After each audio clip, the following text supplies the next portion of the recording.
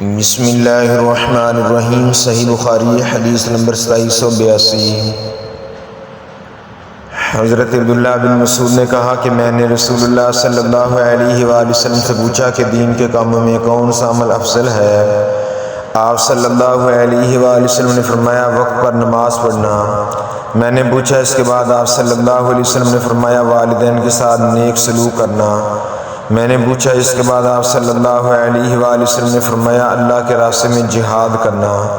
پھر میں نے آپ صلی اللہ علیہ وسلم سے زیادہ سوالات نہیں کیے، ورنہ آپ صلی اللہ علیہ وسلم اسی طرح ان کے جوابات عنایت فرماتے۔ صحیح بخاری حدیث نمبر 2783۔ ابن عباس نے بیان کیا کہ میں نے رسول اللہ صلی اللہ علیہ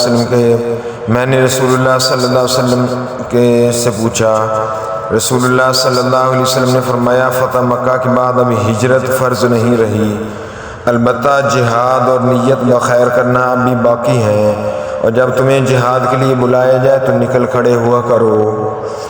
صحیح بخاری حدیث نمبر 2784۔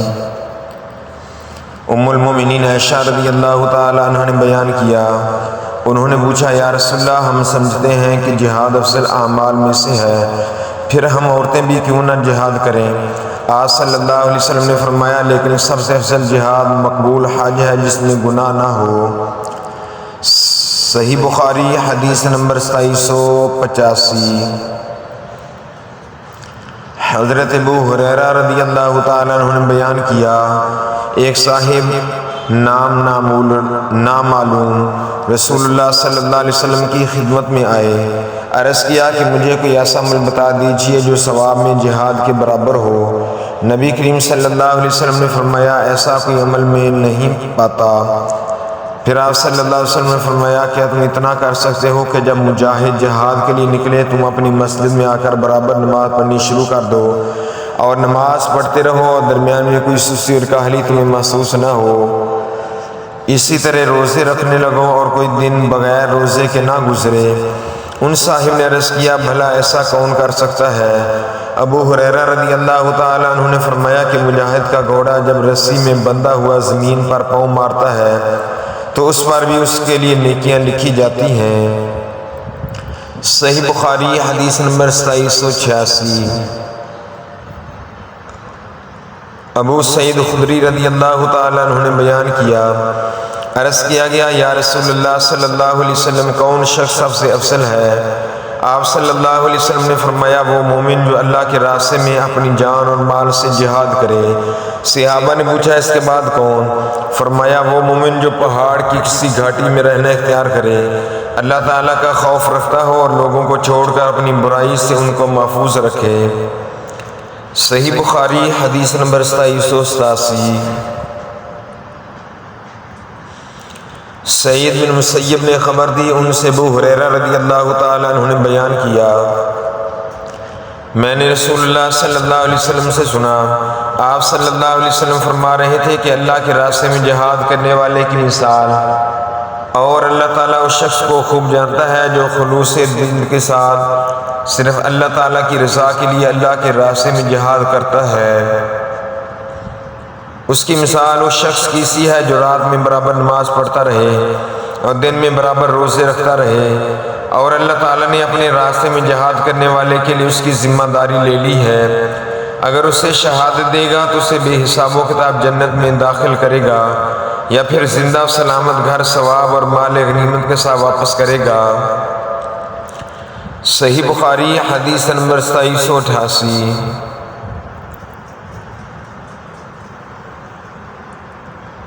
عبداللہ بن ابی طلحہ نے بیان کیا، انہوں نے بھی انس بن مالک رضی اللہ تعالیٰ عنہ سے سنا، آپ بیان فرماتے تھے کہ رسول اللہ صلی اللہ علیہ وسلم میں حرام کے یہاں تشریف لے جایا کرتے تھے۔ یہ انس رضی اللہ تعالیٰ عنہ کی خالہ تھیں جو عبادہ بن صامت کے نکاح میں تھیں۔ ایک دن رسول اللہ صلی اللہ علیہ وسلم تشریف لے گئے تو انہوں نے آپ صلی اللہ علیہ وسلم کی خدمت میں کھانا پیش کیا اور آپ صلی اللہ علیہ وسلم کے سر سے جوئیں نکالنے لگیں۔ اس عرصے میں آپ صلی اللہ علیہ وسلم سو گئے۔ جب بیدار ہوئے تو آپ صلی اللہ علیہ وسلم مسکرا رہے تھے ام حرام نے بیان کیا میں نے پوچھا یا رسول اللہ صلی اللہ علیہ وسلم کس بات پر آپ ہنس رہے ہیں؟ آپ صلی اللہ علیہ وسلم نے فرمایا کہ میری امت کے کچھ لوگ میرے سامنے اس طرح پیش کیے گئے کہ وہ اللہ کے راستے میں غزوہ کرنے کے لیے دریا کے بیچ میں سوار اس طرح جا رہے ہیں جس طرح بادشاہ تخت پر ہوتے ہیں یا جیسے بادشاہ تخت رواں پر سوار ہوتے ہیں۔ یہ شخص اسحاق راوی کو تھا۔ انہوں نے بیان کیا کہ میں نے عرض کیا یا رسول اللہ صلی اللہ علیہ وسلم آپ دعا فرمائیے کہ اللہ مجھے بھی انہی میں سے کر دے۔ رسول اللہ صلی اللہ علیہ وسلم نے ان کے لیے دعا فرمائی، پھر آپ صلی اللہ علیہ وسلم اپنا سر رکھ کر سو گئے۔ اس مرتبہ بھی آپ صلی اللہ علیہ وسلم بیدار ہوئے تو مسکرا رہے تھے۔ میں نے پوچھا یا رسول اللہ صلی اللہ علیہ وسلم کس بات پر آپ ہنس رہے ہیں؟ آپ صلی اللہ علیہ وآلہ وسلم نے فرمایا میری امت کے کچھ لوگ میرے سامنے اس طرح پیش کیے گئے کہ وہ اللہ کی راہ میں غزوہ کے لیے جا رہے ہیں، پہلے کی طرح اس مرتبہ بھی فرمایا۔ انہوں نے بیان کیا کہ میں نے عرض کیا یا رسول اللہ صلی اللہ علیہ وسلم اللہ سے میرے لیے دعا کیجیے کہ مجھے بھی انہی میں سے کر دے۔ آپ صلی اللہ علیہ وسلم نے اس پر فرمایا کہ تو سب سے پہلی فوج میں شامل ہوگی جو بحری راستے سے جہاد کرے گی۔ چنانچہ معاویہ رضی اللہ تعالیٰ عنہ کے زمانہ میں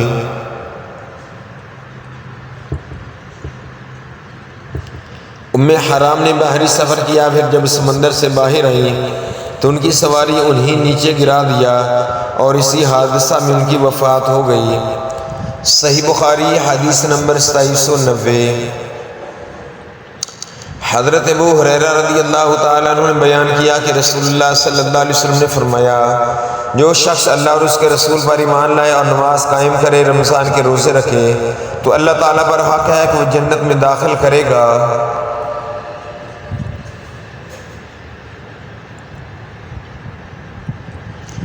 خواہ اللہ کے راستے میں وہ جہاد کرے یا اسی جگہ پڑا رہے جہاں پیدا ہوا تھا۔ صحابہ نے عرض کیا یا رسول اللہ صلی اللہ علیہ وسلم کیا ہم لوگوں کو اس کی بشارت نہ دیں؟ آپ صلی اللہ علیہ وسلم نے فرمایا کہ جنت میں 100 درجے ہیں جو اللہ تعالیٰ نے اپنے راستے میں جہاد کرنے والوں کے لیے تیار کیے ہیں۔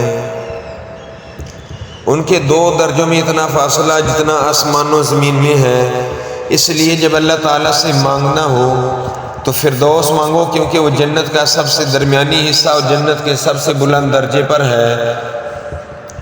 صحیح بخاری حدیث نمبر 2790۔ سامورہ بن جندب نے بیان کیا کہ نبی کریم صلی اللہ علیہ وسلم نے فرمایا میں نے رات میں 2 آدمی دیکھے جو میرے پاس آئے، پھر وہ مجھے لے کر ایک درخت پر چڑھے اور اس کے بعد مجھے ایک ایسے مکان میں لے گئے جو نہایت خوبصورت بڑا پاکیزہ تھا۔ ایسا خوبصورت مکان میں نے کبھی نہیں دیکھا تھا۔ ان دونوں نے کہا کہ یہ گھر شہیدوں کا ہے۔ صحیح بخاری حدیث نمبر 2792۔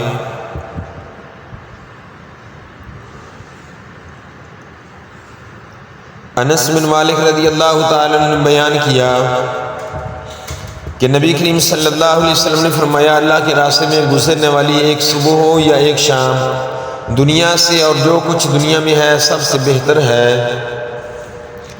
صحیح بخاری حدیث نمبر 2793۔ حضرت ابو ہریرہ رضی اللہ تعالیٰ عنہ نے بیان کیا کہ نبی کریم صلی اللہ علیہ وسلم نے فرمایا جنت میں ایک کمان ہاتھ جگہ دنیا کے ان تمام چیزوں سے بہتر ہے جن پر سورج طلوع اور غروب ہوتا ہے۔ اور آپ صلی اللہ علیہ وسلم نے فرمایا اللہ کے راستے میں ایک صبح ایک شام چلنا ان سب چیزوں سے بہتر ہے جن پر سورج طلوع اور غروب ہوتا ہے۔ صحیح بخاری حدیث نمبر 2794۔ ابو حازم نے بیان کیا ان سے سہل بن سعد نے کہ رسول اللہ صلی اللہ علیہ وآلہ وسلم نے فرمایا اللہ کے راستے میں گزرنے والی ایک صبح و شام دنیا اور جو کچھ دنیا میں ہے سب سے بڑھ کر ہے۔ صحیح بخاری حدیث نمبر 2795۔ حمید نے بیان کیا انہوں نے انس بن مالک سے سنا کہ نبی کریم صلی اللہ علیہ وآلہ وسلم نے فرمایا کوئی بھی اللہ کا بندہ جو مر جائے اور اللہ کے پاس اس کی کچھ بھی نیکی جمع ہو، وہ پھر دنیا میں آنا پسند نہیں کرتا کہ اس کی ساری دنیا اور جو کچھ اس میں ہے سب کچھ مل جائے، مگر شہید پھر دنیا میں آنا چاہتا ہے کہ جب وہ اللہ تعالیٰ کی یہاں شہادت کی فضیلت کو دیکھے گا تو چاہے گا کہ دنیا میں دوبارہ آئے، پھر قتل ہو اللہ تعالیٰ کے راستے میں۔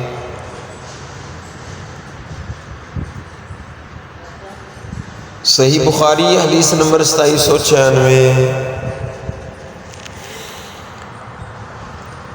انس بن مالک رضی اللہ تعالیٰ عنہ سے روایت نبی کریم صلی اللہ علیہ وسلم کے حوالے سے بیان کرتے تھے کہ اللہ کے راستے میں ایک صبح یا ایک شام بھی گزار دینا دنیا اور جو کچھ اس میں ہے سب سے بہتر ہے، اور کسی کے لیے جنت میں ایک ہاتھ کے برابر جگہ بھی، یا راوی کو شک ہے ایک قید جگہ، قید سے مراد کوڑا ہے، دنیا و ما فیہا سے بہتر ہے۔ اور اگر جنت کی کوئی عورت زمین کی طرف جھانک بھی لے، زمین و آسماں اپنی تمام وسعتوں کے ساتھ منور ہو جائیں اور خوشبو سے معطر ہو جائیں، اس کے سر کا دوپٹہ بھی دنیا اور اس کی ساری چیزوں سے بڑھ کر ہے۔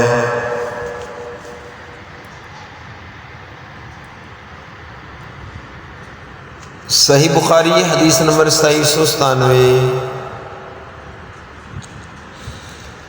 سعید بن مسیب نے بیان کیا، ان سے ابو ہریرہ رضی اللہ تعالیٰ عنہ نے بیان کیا کہ میں نے رسول اللہ صلی اللہ علیہ وآلہ وسلم سے سنا، آپ صلی اللہ علیہ وسلم فرما رہے تھے اس ذات کی قسم جس کے ہاتھ میں میری جان ہے، اگر مسلمانوں کے دل میں اس سے رنج نہ ہوتا کہ میں ان کو چھوڑ کر جہاد کے لیے نکل جاؤں، اور مجھے خود اتنی سواریاں میسر نہیں ہیں کہ ان سب کو سوار کر کے اپنے ساتھ لے چلوں، تو میں کسی چھوٹے سے چھوٹے ایسے لشکر کے ساتھ جانے سے بھی نہ رکتا جو اللہ کے راستے میں غزوہ کے لیے جا رہا ہوتا۔ اس ذات کی قسم جس کے ہاتھ میری جان ہے، میری تو آرزو ہے کہ میں اللہ کے راستے میں قتل کیا جاؤں، پھر زندہ کیا جاؤں، پھر قتل کیا جاؤں، پھر زندہ کیا جاؤں، پھر قتل کیا جاؤں، پھر زندہ کیا جاؤں، پھر قتل کیا جاؤں۔ صحیح بخاری حدیث نمبر 2798۔ انس بن مالک رضی اللہ تعالیٰ عنہ نے بیان کیا کہ رسول اللہ صلی اللہ علیہ وآلہ وسلم نے خطبہ دیا، آپ صلی اللہ علیہ وآلہ وسلم نے فرمایا فوج کا جھنڈا اب زید نے اپنے ہاتھ میں لیا اور وہ شہید کر دیے گئے، پھر جعفر نے لے لیا، وہ بھی شہید کر دیے گئے، پھر عبداللہ بن رواحہ نے لے لیا، وہ بھی شہید کر دیے گئے۔ اب کسی ہدایت کا انتظار کیے بغیر خالد بن ولید نے جھنڈا اپنے ہاتھ میں لے لیا اور ان کے ہاتھ پر اسلامی لشکر کو فتح ہوئی۔ آپ صلی اللہ علیہ وآلہ وسلم نے فرمایا اور ہمیں کوئی اس کی خوشی بھی نہیں تھی کہ یہ لوگ جو شہید ہو گئے ہیں ہمارے پاس زندہ رہتے، کیونکہ وہ بہت عیش و آرام میں چلے گئے ہیں۔ ایوب نے بیان کیا کہ آپ صلی اللہ علیہ وسلم نے یہ فرمایا انہیں کوئی اس کی خوشی بھی نہیں تھی کہ ہمارے ساتھ زندہ رہتے۔ اس وقت آپ صلی اللہ علیہ وسلم آنکھوں سے آنسو جاری تھے۔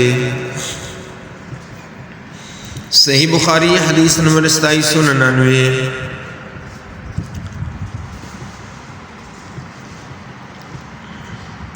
انس بن مالک نے بیان کیا، ان سے ان کی خالہ ام حرام بنت ملحان نے بیان کیا کہ ایک دن نبی کریم صلی اللہ علیہ وآلہ وسلم میرے قریب سو گئے، پھر جب آپ صلی اللہ علیہ وسلم بیدار ہوئے تو مسکرا رہے تھے۔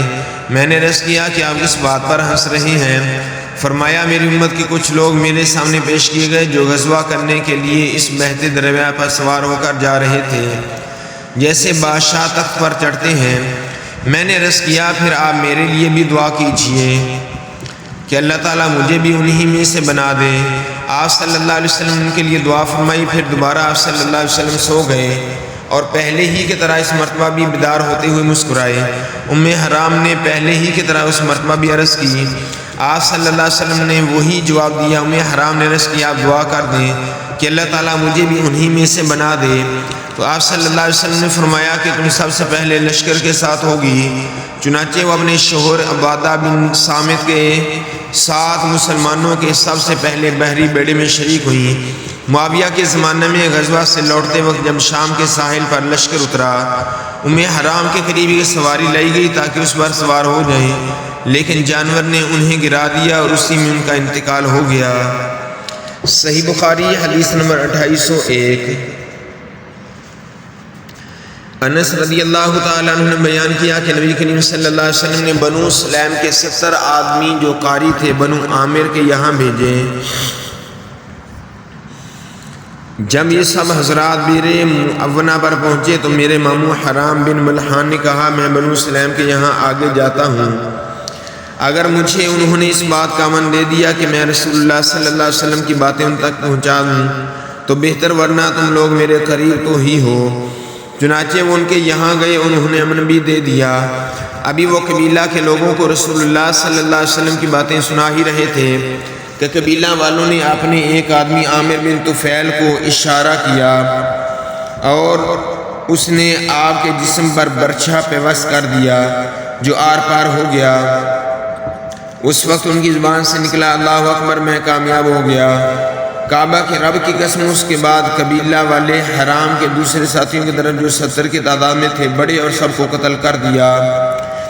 البتہ ایک صاحب جو لنگڑے تھے پہاڑ پر چڑھ گئے۔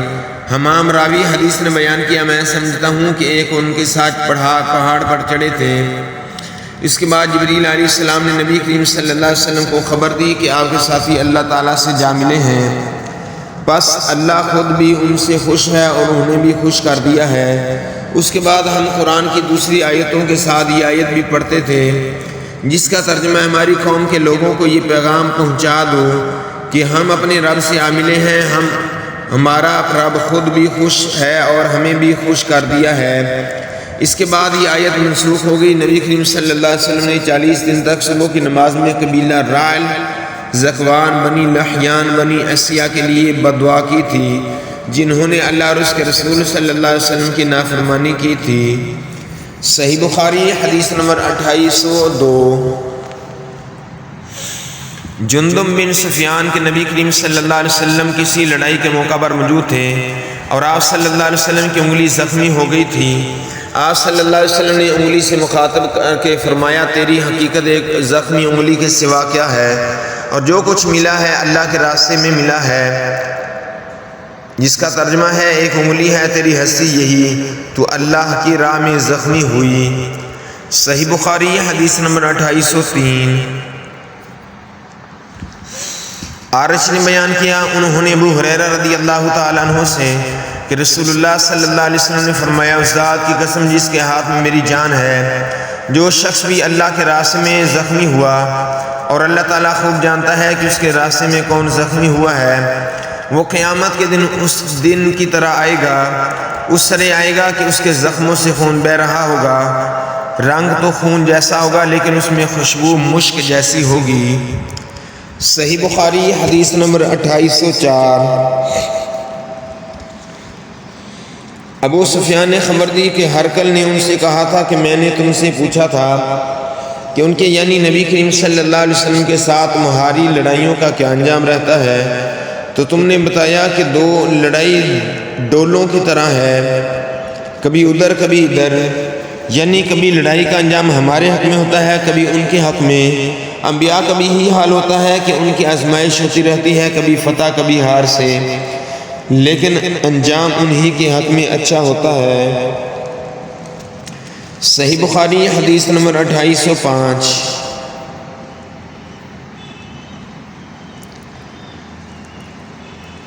انس نے بیان کیا کہ میرے چچا انس بن نصر بدر کی لڑائی میں حاضر نہ ہو سکے، اس لیے انہوں نے عرض کیا یا رسول اللہ صلی اللہ علیہ وسلم میں پہلی لڑائی ہی سے غائب رہا جو آپ نے مشرکین کے خلاف لڑی، لیکن اگر اب اللہ تعالیٰ نے مجھے مشرکین کے خلاف کسی لڑائی میں حاضری کا موقع دیا تو اللہ تعالیٰ دیکھ لے گا کہ میں کیا کرتا ہوں۔ کہ جب احد کی لڑائی کا موقع آیا مسلمان بھاگ نکلے تو انس بن نصر نے کہا اے اللہ، جو کچھ مسلمانوں نے کیا میں اس سے معذرت کرتا ہوں، اور جو کچھ ان مشرکین نے کیا میں اس سے بیزار ہوں۔ پھر وہ آگے بڑھے مشرکین کی طرف تو سعد بن معاذ سے سامنا ہوا۔ ان سے انس بن نصر نے کہا اے سعد بن معاذ، میں تو جنت میں جانا چاہتا ہوں، اور نصر ان کے باپ کے رب کی قسم میں جنت کی خوشبو احد پہاڑ کے قریب پاتا ہوں۔ سعد نے کہا یا رسول اللہ صلی اللہ علیہ وسلم، جو انہوں نے کر دکھایا اس کی مجھ میں ہمت نہ تھی، انس نے بیان کیا کہ اب اس کے بعد جب انس بن نضر کو ہم نے پایا تو تلوار، نیزے اور تیر کے تقریباً 80 زخم ان کے جسم پر تھے، وہ شہید ہو چکے تھے۔ مشرکوں نے ان کے اعضاء کاٹ دیے تھے اور کوئی شخص انہیں پہچان نہ سکا تھا، صرف ان کی بہن انگلیوں سے انہیں پہچان سکی تھی۔ انس نے بیان کیا، ہم سمجھتے ہیں کہ آپ نے بجائے نرمی کے نظنو کہا، مطلب ایک ہی ہے کہ آیت ان کے اور ان جیسے مومنین کے بارے میں نازل ہوئی تھی۔ من المؤمنین رجال صدقوا ما عاهدوا اللہ علیہ، مومنوں میں کچھ وہ لوگ ہیں جنہوں نے اپنے اس وعدے کو سچا کر دکھایا جو انہوں نے اللہ تعالیٰ سے کیا تھا، آخر آیت تک۔ صحیح بخاری حدیث نمبر 2807۔ جب قرآن پاک کو ایک مصحف کتابی کی صورت میں جمع کیا جانے لگا تو زید فرماتے ہیں، میں نے سورۃ الاحزاب کی ایک آیت نہیں پائی جس کی رسول اللہ صلی اللہ علیہ وسلم سے برابر آپ کی تلاوت کرتے ہوئے سنتا رہا تھا۔ جب میں نے اسے تلاش کیا تو صرف خزیمہ بن ثابت انصاری کے یہاں وہ آیت مجھے ملی۔ یہ خزیمہ وہی ہیں جن کی اکیلے ہی گواہی کو رسول اللہ صلی اللہ علیہ وسلم نے 2 آدمیوں کی گواہی کے برابر قرار دیا تھا۔ وہ آیت یہ تھی، من المؤمنین رجال صدقوا ما عاهدوا اللہ علیہ، مومنوں میں سے کچھ مرد ایسے ہیں جنہوں نے وہ بات سچ کر دکھائی جس پر انہوں نے اللہ سے عہد کیا۔ صحیح بخاری حدیث نمبر 2808۔ برا بن عاصم نے بیان کیا، وہ بیان کرتے تھے کہ رسول اللہ صلی اللہ علیہ وسلم کی خدمت میں ایک صاحب زرہ پہنے ہوئے حاضر ہوئے، عرض کیا، یا رسول اللہ صلی اللہ علیہ وسلم، میں پہلے جنگ میں شریک ہو جاؤں یا پہلے اسلام لاؤں؟ آپ صلی اللہ علیہ وسلم نے فرمایا، پہلے اسلام لاؤ پھر جنگ میں شریک ہونا۔ چنانچہ وہ پہلے اسلام لائے اور اس کے بعد جنگ میں شہید ہوئے۔ رسول اللہ صلی اللہ علیہ وسلم نے فرمایا کہ عمل کم کیا لیکن اجر بہت پایا۔ صحیح بخاری حدیث نمبر 2809۔ انس بن مالک نے بیان کیا کہ ام الربیع بنت برہ جو حارثہ بن سراقہ کی والدہ تھی، نبی کریم صلی اللہ علیہ وسلم کی خدمت میں حاضر ہوئی، عرض کیا، اللہ کے نبی، حارثہ کے بارے میں بھی آپ مجھے کچھ بتائیں۔ حارثہ بدر کی لڑائی میں شہید ہو گئے تھے، انہیں نامعلوم سمت سے ایک تیر آ کر لگا تھا کہ اگر وہ جنت میں ہے تو صبر کر لوں، اگر کہیں اور ہے تو اس کے لیے روم دوں۔ آپ صلی اللہ علیہ وآلہ وسلم نے فرمایا، اے ام حارثہ، جنت کے بہت سے درجے ہیں اور تمہارے بیٹے کو فردوس سے اعلیٰ میں جگہ ملی ہے۔ صحیح بخاری حدیث نمبر 2810۔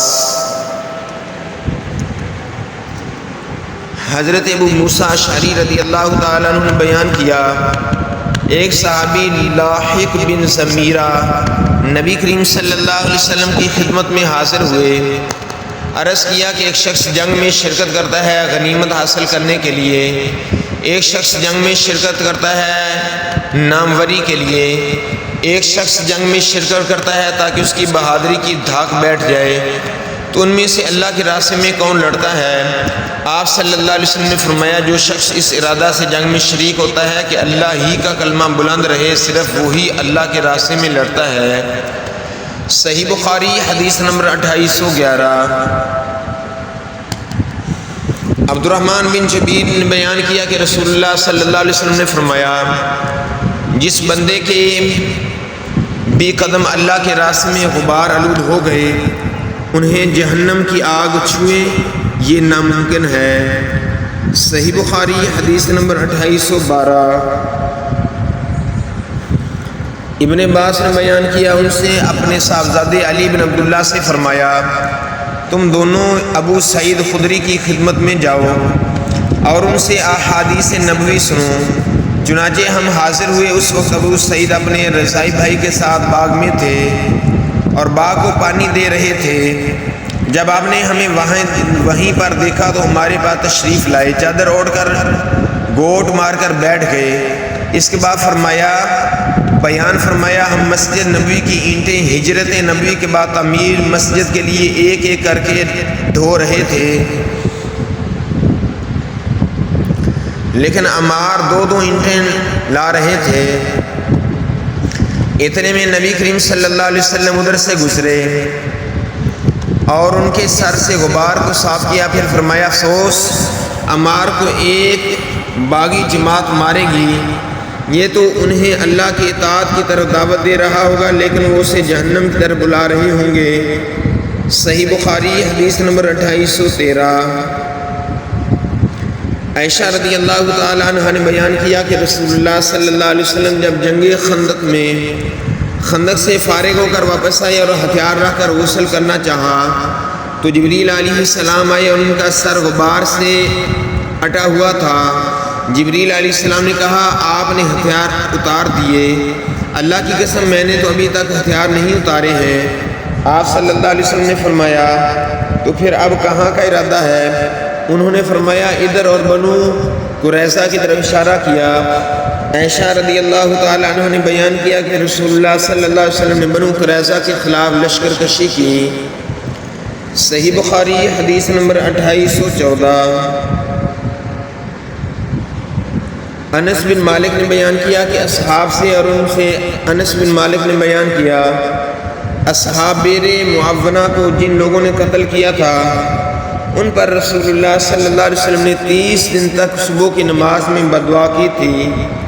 یہ رائل، زکوان اور اسیہ قبائل کے لوگ تھے جنہوں نے اللہ اور اس کے رسول کی نافرمانی کی تھی، جنہوں نے اللہ اور اس کے رسول کی نافرمانی کی۔ انس نے بیان کیا جو 70 قاری صحابہ بیر معاونہ کے موقع پر شہید کر دیے گئے تھے، ان کے بارے میں قرآن کی یہ آیت نازل ہوئی تھی جسے ہم مدت تک پڑھتے رہے تھے، بعد میں یہ آیت منسوخ ہو گئی تھی۔ اس آیت کا ترجمہ یہ ہے کہ ہماری قوم کو پہنچا دو کہ ہم اپنے رب سے آ ملے ہیں، ہمارا رب ہم سے راضی ہے، ہم اس سے راضی ہیں۔ صحیح بخاری حدیث نمبر 2815۔ جابر عبداللہ نے بیان کرتے تھے کہ کچھ صحابہ نے جنگ احد کے دن صبح کے وقت شراب پی۔ راوی حدیث سے پوچھا گیا کہ اسی دن کے آخری حصہ میں ان کی شہادت ہوئی جس دن انہوں نے شراب پی تھی، تو انہوں نے جواب دیا کہ حدیث میں اس کا کوئی ذکر نہیں ہے۔ صحیح بخاری حدیث نمبر 2816۔ جابر بیان کرتے ہیں کہ میرے والد رسول اللہ صلی اللہ علیہ وسلم کے سامنے لائے گئے احد کے موقع پر، اور کافروں نے ان کے ناک کان کاٹ ڈالے تھے۔ ان کی نعش نبی کریم صلی اللہ علیہ وسلم کے سامنے رکھی گئی تو میں نے آگے بڑھ کر ان کا چہرہ کھولنا چاہا لیکن میری قوم کے لوگوں نے مجھے منع کر دیا۔ پھر نبی کریم صلی اللہ علیہ وسلم نے رونے پیٹنے کی آواز سنی۔ دریافت فرمایا کہ کس کی آواز ہے؟ لوگوں نے بتایا کہ عمر کی لڑکی ہیں، شہید کی بہن، یا عمر کی بہن ہیں، شہید کی چچی۔ شک راوی کو تھا۔ آپ صلی اللہ علیہ وسلم نے فرمایا کیوں رو رہی ہیں؟ یا آپ نے فرمایا کہ روئیں نہیں بلکہ ملائکہ برابر ان پر اپنے پروں کا سایہ کیے ہوئے ہیں۔ صحیح بخاری حدیث نمبر 2817۔ انس بن مالک نے بیان کیا کہ نبی کریم صلی اللہ علیہ وسلم نے فرمایا کوئی شخص بھی ایسا نہ ہوگا جو جنت میں داخل ہونے کے بعد دنیا میں دوبارہ آنا پسند کرے، خواہ اسے ساری زندگی مل جائے سوائے شہید کے۔ اس کی یہ تمنا ہوگی کہ دنیا میں دوبارہ واپس جا کر 10 مرتبہ اور قتل ہوں اللہ کے راستے میں، کیونکہ وہ شہادت کی عزت وہاں دیکھتا ہے۔ صحیح بخاری حدیث نمبر 2818۔ عبداللہ بن ابی اوفا نے عمر بن عبداللہ کو لکھا تھا، رسول اللہ صلی اللہ علیہ وسلم نے فرمایا کہ یقین جانو جنت تلواروں کے سائے کے نیچے ہے۔ صحیح بخاری حدیث نمبر 2819۔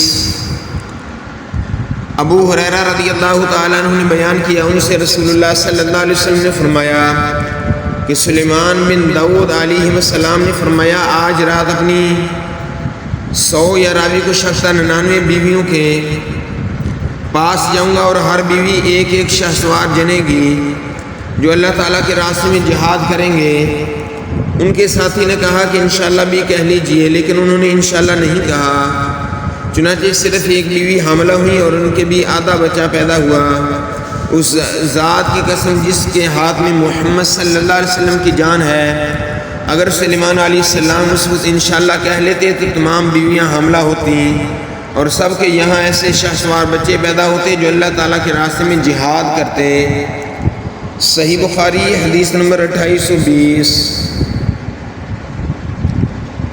انس بن مالک رضی اللہ تعالیٰ عنہ نے بیان کیا کہ نبی کریم صلی اللہ علیہ وسلم سب سے زیادہ حسین خوبصورت، سب سے زیادہ بہادر، سب سے زیادہ فیاض تھے۔